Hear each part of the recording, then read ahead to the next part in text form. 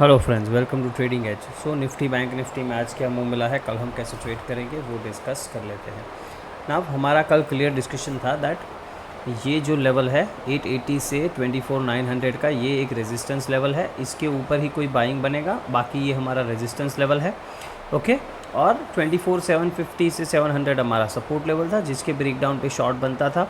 But market बहुत ही aggressively यहाँ से टॉप से नीचे गिरा है, तो यहाँ से किसी ने शॉर्ट किया है ऊपर से तो ठीक है, अदरवाइज़ यहाँ पे फिर हम मतलब इतने एग्रेसिव मूव के बाद 700 जब ब्रेक होगा, मतलब ऑलरेडी मार्केट अगर वहाँ से 200 पॉइंट्स गिर चुका है, तो हम वहाँ पे शॉर्ट का प्लान यहाँ पे नहीं कर सकते, राइट।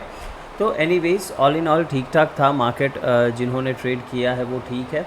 यहाँ पे इम्पॉर्टेंट चीज़ क्या है दैट ये जो लिक्विडिटी थी ये मार्केट ने स्वीप किया और उधर से तुरंत रिजेक्ट कर दिया। ओके, यहाँ पे एक बढ़िया ट्रेड बन रहा था। अगर 1 मिनट के चार्ट पे अगर हम देखें, ओके, यहाँ पे अगर हम देखें देन ये जैसे ही ये चेंज ऑफ कैरेक्टर हुआ, यहाँ पे मैंने कुछ बाइंग भी किया था।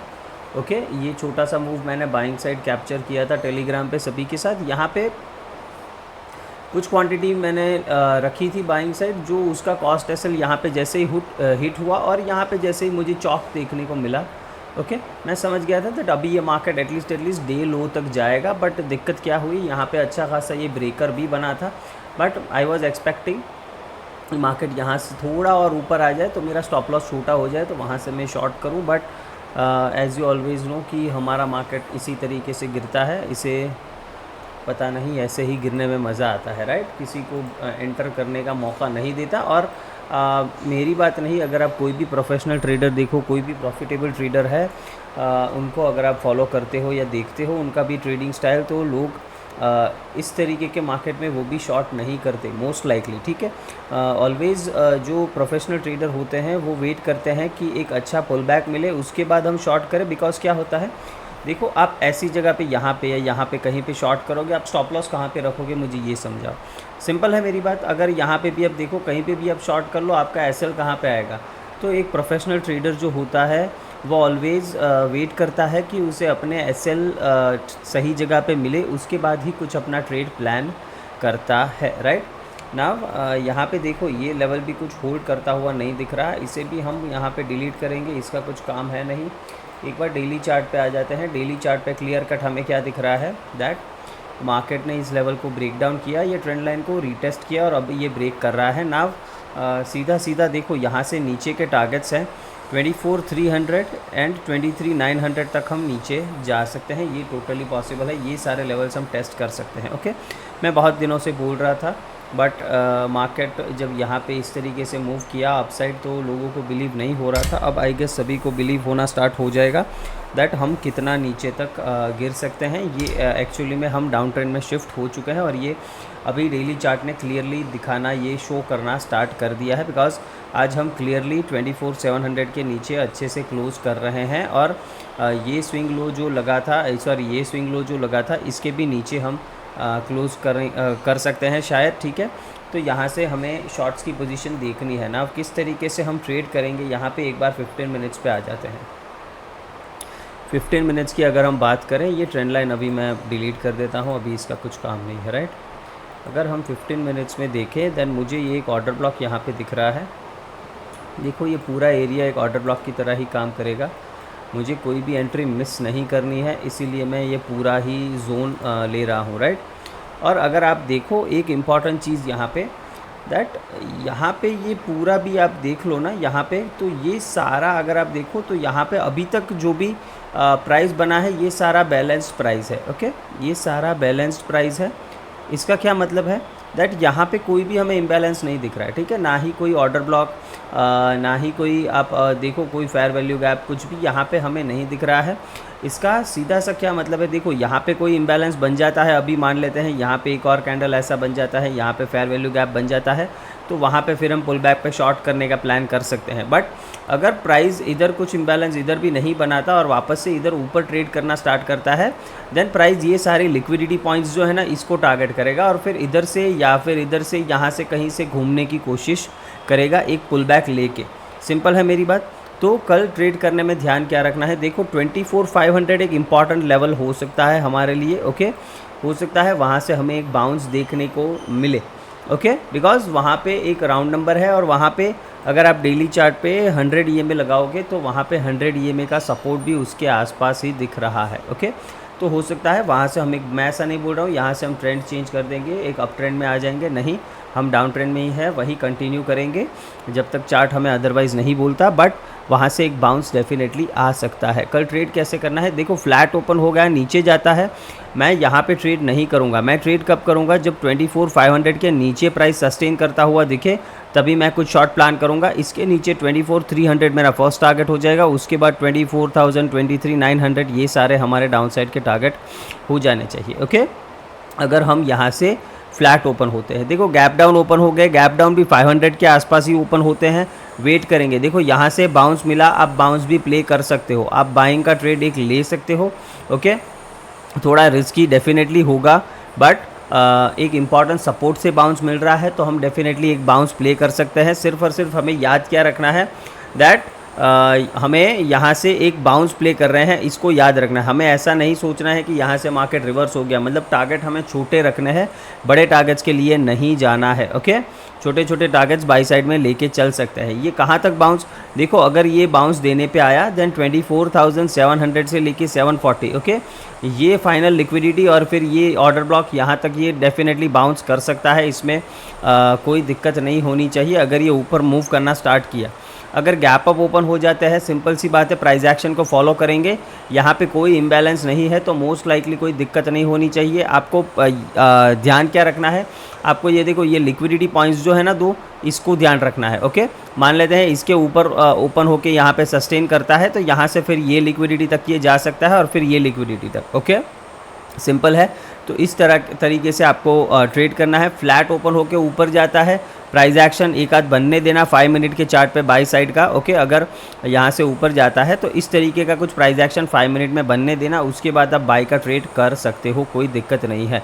बड़ा गैप डाउन अगर ओपन होता है, सिंपल है, आपको मैंने ऑपरेटर साइकोलॉजी वाले वीडियो में बताया है कि उस केस में किस तरीके से ट्रेड करना है। बड़ा गैप डाउन ओपन होता है, वेट करेंगे, प्राइस या तो पुल बैक दे और फिर नीचे कंटिन्यू करे तो वो कर सकते हैं, और बड़े गैप डाउन के बाद अगर वो नीचे ही कंटिन्यू करता है देन हम रिवर्सल के लिए भी प्लान कर सकते हैं, ओके। तो कल एक चीज़ का ध्यान रखना है, 24,500 का जो लेवल है इसका ध्यान रखना है, इसके नीचे हम शॉर्ट प्लान करेंगे, इसके ऊपर है तब तक आप एक बाउंस प्लान कर सकते हो, ओके। सिंपल है मेरी बात।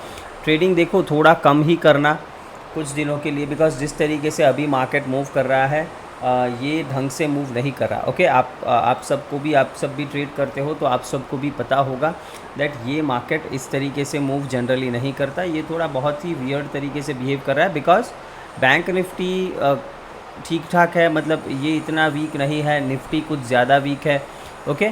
अगर निफ्टी में भी देखें तो कभी कभी निफ्टी आईटी अच्छा ऊपर चला जाता है, कभी कभी रिलायंस एक बाउंस दे देता है, ठीक है। अभी तो सारी चीज़ें नेगेटिव है, निफ्टी आईटी भी अभी आज नेगेटिव हो गया है, रिलायंस भी नेगेटिव ही है, ओके। यहाँ से रिलायंस 2600 तक नीचे और जा सकता है, ये मेरा एक व्यू है। और निफ्टी आईटी में ब्रेकडाउन आया तो ये भी यहाँ से 5 to 6% नीचे जा सकता है। ये निफ्टी आईटी का चार्ट है और देखो ये मंथली फेयर वैल्यू गैप है जिसको भी ये रिस्पेक्ट नहीं कर रहा। मॉर्निंग में ऐसा लग रहा था कि इसको रिस्पेक्ट करके ऊपर निकल जाएगा, बट ये नहीं कर रहा है, ये इसके भी नीचे जा रहा है। तो अगर हम डेली चार्ट देखें तो इसमें भी हमें दिख रहा है कि ये ब्रेकडाउन आ रहा है, ओके। इतने सारे दिनों का ये कंसोलिडेशन, मतलब आप डिस्ट्रीब्यूशन बोल लो, तो यहाँ से हम एक डाउन ट्रेंड में नीचे जा सकते हैं कुछ लेवल्स तक, ओके।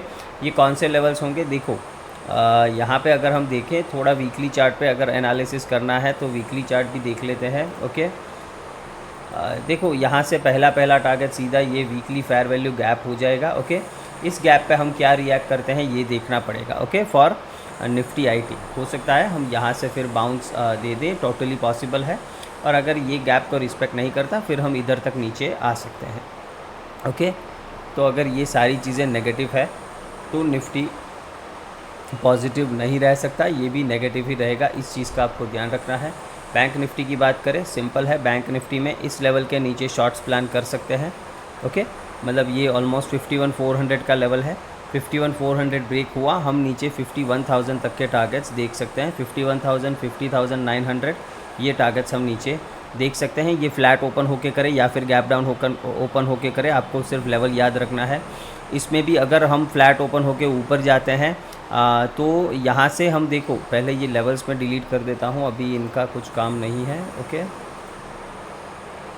फटाफट इनको डिलीट करते हैं ना। अप साइड हम कहाँ तक जा सकते हैं और इसमें ऑर्डर ब्लॉक्स कहाँ पे हमें दिख रहे हैं, देखो ये क्लियरली हमें ऑर्डर ब्लॉक दिख रहा है। ओके, ये हमारा एक ऑर्डर ब्लॉक है और इसको अगर हम देखें तो ये मिटिगेट हो चुका है, तो इसको मैं ऑर्डर ब्लॉक की तरह ट्रीट नहीं करूँगा।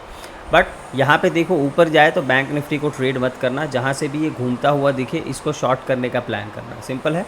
बिकॉज यहाँ पे ये एक स्ट्रॉन्ग रेजिस्टेंस की तरह ये एरिया काम करेगा। ओके, कौन सा एरिया, 50,900 से लेके 51,900 से लेके 52,000 तक का जो एरिया है, ये एक स्ट्रॉन्ग रेजिस्टेंस की तरह काम करेगा।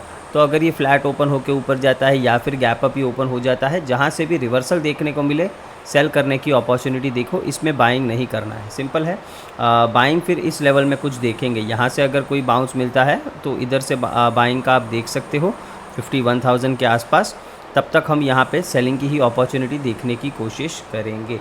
मिड कैप्स की बात करें, अगर आप सभी लोगों को याद है दैन मैं बहुत दिनों से बोल रहा था कि मिड कैप का बिहेवियर मुझे कुछ अजीब लग रहा है। जब मिड कैप्स यहाँ पे ये मूव दे रहा था, ओके, ये मूव दिया, यहाँ पे सस्टेन भी किया, मैंने यहाँ पे एवरीडे बोला है कि मिड कैप का बिहेवियर मुझे अजीब लग रहा है, ये कुछ सरप्राइजिंग मूव कर रहा है। वाई? बिकॉज ये गिरा नहीं था, जिस तरह से निफ्टी बैंक निफ्टी गिरे थे उस तरह से ये नहीं गिरा था, ये अपने ऑल टाइम हाई के पास ही ट्रेड कर रहा था। तो ये देखो अभी इसने कवर कर लिया, राइट।